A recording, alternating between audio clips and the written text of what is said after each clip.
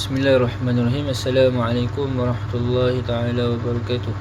Ini saya akan berkongsi satu jurnal yang bertajuk Konsep Al-Ala' wal-Bara' dari segi perspektif Syed Qutb oleh Vina Anissa daripada UIN Sunan Ampel Surabaya 2020.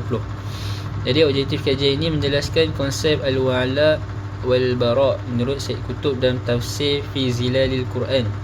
Jadi mengkontekstualisasikan konsep tersebut dalam kehidupan sosial.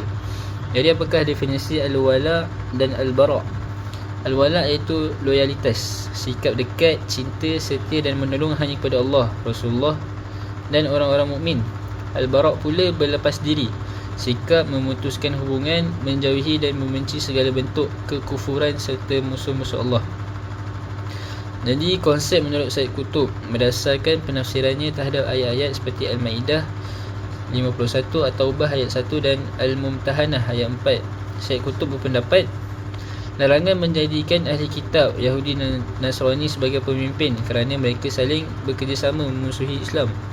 Yang kedua, loyalitas hanya kepada Allah, Rasul dan orang beriman.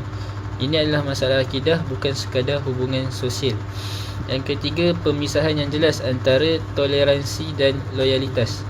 Toleransi dalam pergaulan dibenarkan, tetapi loyalitas termasuk tolong-menolong dalam usaha agama dan jihad tidak boleh diberikan kepada non-Muslim. Yang keempat, terputusnya hubungan kerabat jika berbeza akidah, seperti diteladankan Nabi Ibrahim yang berlepas diri dari bapanya setelah jelas bahawa bapanya adalah musuh Allah.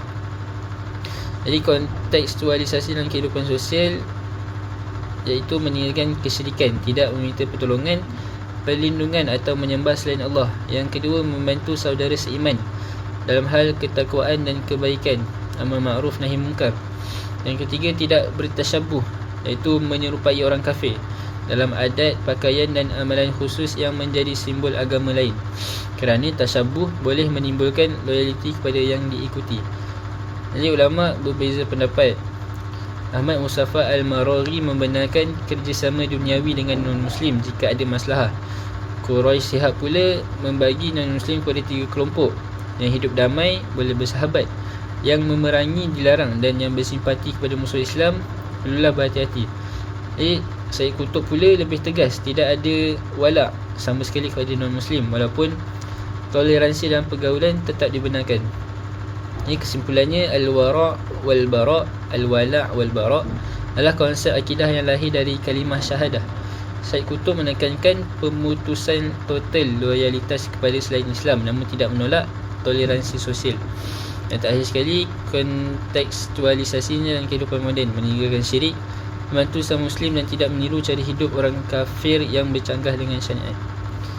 Jadi itu sahaja ringkasan jurnal tentang konsep Al-Wala' wal-Bara' dari segi perspektif Syed Qutb.